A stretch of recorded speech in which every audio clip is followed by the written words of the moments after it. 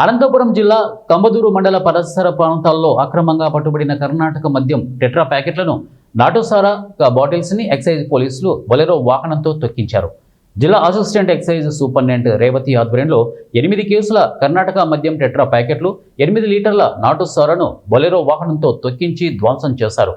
Excise police station పరిధిలో కర్ణాటక మద్యాన్ని తరలించినా, అమ్మినా, అదేవిధంగా నాటుసారా తయారు చేసినటువంటి వారిపై చట్టపరమైన చర్యలు తీసుకుంటామని జిల్లా ఎక్సైజ్ అధికారి రేవతి తెలిపారు.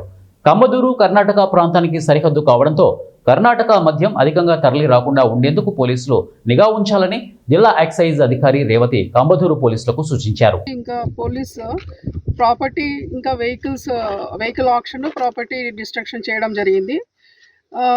మన పోలీసు వచ్చేసి 2 కేసులు 12.78 లీటర్స్ 12.78 లీటర్స్ ధ్వంసం చేశాము.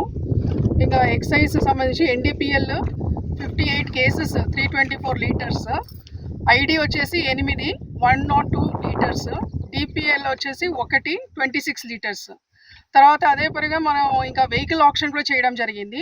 వెహికల్ ఆక్షన్లో మన కంబదూరు PS లో వచ్చేసి 9 2-వీలర్స్, ఒక కార్, 10 వెహికల్స్ అది వెహికల్ ఆక్షన్ చేయడం జరిగింది. తర్వాత